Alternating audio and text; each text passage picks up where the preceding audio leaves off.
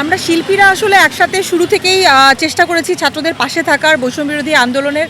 কারণ আমাদের কাছে মনে হয়েছে যে বাক স্বাধীনতা, কথা বলার স্বাধীনতা, নিজের রাইটস, এই বিষয়গুলি আসলে অনেক দিন ধরে মানে সেইভাবে পাই নাই। আমরা যখন কথা বলতে গেছি, ছবি আঁকতে গেছি, কোনো জায়গায় আমাদের অধিকারের জায়গায় কথা বলতে গেছি, এটা অনেক দিন ধরে এই সমস্যাটার মধ্যে ছিল এই দেশ। তবে আমার কাছে যেটা মনে হচ্ছে যে ডক্টর ইউনূস যখন দায়িত্ব নিলেন প্রধান উপদেষ্টা হিসেবে, আমাদের কাছে কিন্তু এটা একটা বিশাল বড় জয়। তো আজকে আমরা এখানে একসাথে হয়েছি যে অনেক ধরনের অসুবিধার মধ্যে হঠাৎ করে আবার দেশ তার পরপর আমরা দেখতে পাচ্ছি ব্যক্তিগত নানান ধরনের রোষানল, এই যে হঠাৎ করে রাতের বেলা ডাকাত আসবে বলে ভয়ভীতি প্রদর্শন, এবং সত্যিই তো কোনো কোনো জায়গায় নানান ধরনের বিশৃঙ্খলা তৈরি হচ্ছে বিচ্ছিন্নভাবে। তো আমি মনে করি যে নতুন দেশ নতুনভাবে তৈরি হচ্ছে, সেখানে মানুষের পাশে থাকা, মানুষের পাশে মানুষের থাকা ভীষণ জরুরি। এবং যখন একটা নতুন কিছু তৈরি হয় তখন কিন্তু অনেক ভালো কিছুর পাশাপাশি অনেক নতুন ঘটনা, নতুন কিছু অপ্রস্তুত হবার মতো, টেনশনে যাওয়ার মতো অনেক কিছুর সাথে আমাদের ফেস করতে হয়। আমি মনে করি এটা সেই ফেস, এটাতে আসলে ভয় পেতে আমি মনে করবো ভয় পাওয়া যাবে না আমাদেরকে, বা এইটা সাময়িক ঘটনা। কারণ একটা জিনিস খেয়াল করবেন যে যখন এই যে ডাকাত বলি বা যে কোনো একটা ভীতিকর পরিস্থিতি তৈরি হয়েছে, এলাকার সব মানুষ কিন্তু এক হয়ে গেছে। তারা পর্যন্ত কিন্তু আমরা দেখি নাই, আমরা পাশের বিল্ডিংয়ের মানুষটাকেও চিনতাম না। এবং গতকাল আমরা এটা নিয়ে বন্ধুরা মজা করছিলাম যে হঠাৎ করে কোনো একটা অজানা কারণে হোক, অসুবিধার কারণে হোক, সব মানুষ একসাথে হয়েছে। এবং মোহাম্মদপুরে কোনো অসুবিধা হলে বাড্ডার একজন তাকে সাপোর্ট হিসেবে ইমার্জেন্সি নাম্বার পাঠাচ্ছে। তো এই জিনিসটা আমার মনে হয় যেটা খুব দ্রুতই নিরসন ঘটবে, এবং আমরা আশা করছি একটা সুন্দর দেশ দেখতে পাবো, যেটার জন্য আমরা আসলে আন্দোলন করেছি এত দীর্ঘ সময় ধরে। প্রায় 23 দিনের মতোই আন্দোলন চলেছে এবং আমরা সফল হয়েছি। অনেক ধন্যবাদ। মানে একই সময় দুইটা দৃশ্য দেখা যায়, কিছু কিছু জায়গায় দেখা গেছে মসজিদ, মন্দির বা গির্জা বা বিভিন্ন ছাত্ররা বা সাধারণ মানুষ পাহারা দিচ্ছে, কিছু কিছু জায়গায় দেখা গেছে আবার ভাঙচুর হচ্ছে। আসলে এটা আমি তো বলবো যে যদি ছাত্রদের জায়গা থেকে বলি, আমি যেহেতু আমি ছাত্রদের পক্ষে কাজ করেছি শুরু থেকে, এবং একজন সাধারণ দেশের নাগরিক হিসেবে আমার কাছে মনে হয় যে আমি সত্যের সঙ্গে আসলে থাকতে চাই। তো সেই জায়গা থেকে ছাত্ররা তো চেষ্টা করে যাচ্ছে, তারা সকালবেলা এক দায়িত্ব পালন করছে যে তারা রাস্তার সমস্ত সারাদিন ধরে রাস্তার দায়িত্ব পালন করেছে। তারা বিভিন্ন ধরনের অসুবিধা যেখানে আছে সেখানে ছুটে যাচ্ছে, দেয়ালিকায় কাজ চলছে, গ্রাফিতি হচ্ছে। আবার আমার কাছে যেটা মনে হয় যে অনেকেই কনফিউজ হয়ে যাচ্ছেন যে এত মূর্তি ভাঙছে কারা। কিন্তু ছাত্ররা যদি এত মূর্তি ভাঙতো, অরাজকতা তৈরি করতো, তাহলে তো সেটা পুরো আন্দোলনের সময় চলতো। পুরো আন্দোলনে কিন্তু আমরা একটা মানুষকে বিব্রত হতে দেখিনি, কোনো লাঞ্ছনার শিকার হতে দেখিনি।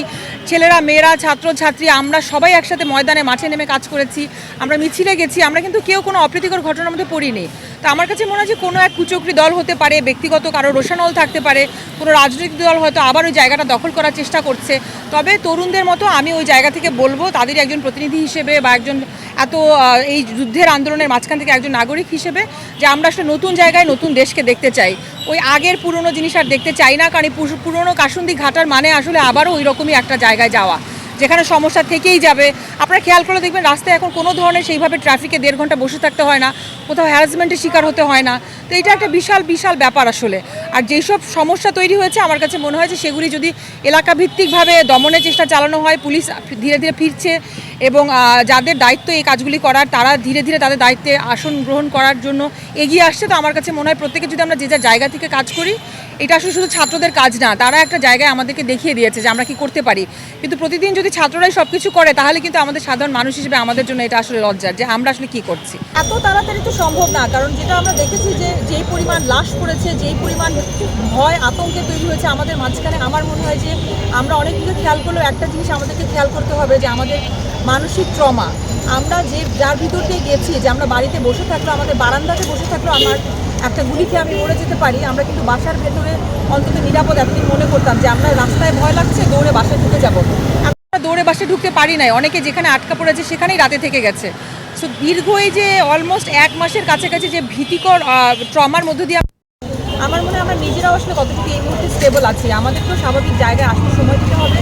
তবে আমি মনে করি যে এটা একদিনে হবে না, কারণ 15 বছর 20 বছরে যে নানান ধরনের প্রতিবন্ধকতা, এই দেশে অরাজকতা, এটা আসলে আমরা আশা করি কীভাবে 7 দিনে সলভ হবে। কিন্তু আমি খুবই ইতিবাচক জায়গা থেকে দেখছি, কারণ চেষ্টাটা শুরু হয়েছে। তো আমি মনে করি এখানে যদি সবাই সাপোর্ট করি, গণমাধ্যম কর্মী যারা আছেন, আমরা সাধারণ মানুষ যারা আছি, শিল্পীরা যারা আছি, আমরা যদি চেষ্টা করি সবাই মিলে, আমার মনে হয় এটা খুব বেশি দিন লাগার কথা না, কারণ যারা এসছেন এখন দায়িত্বে, বিশেষ করে ডক্টর ইউনূস আমাদের শিক্ষকের মতো আমাদের কাছে, তো আমি তাকে খুব পজিটিভলি দেখছি এবং আমি মনে করছি যে ডক্টর ইউনূসের নেতৃত্বে সব মানুষ তাকে পজিটিভলি নিয়েছে, ইতিবাচকভাবে নিয়েছে।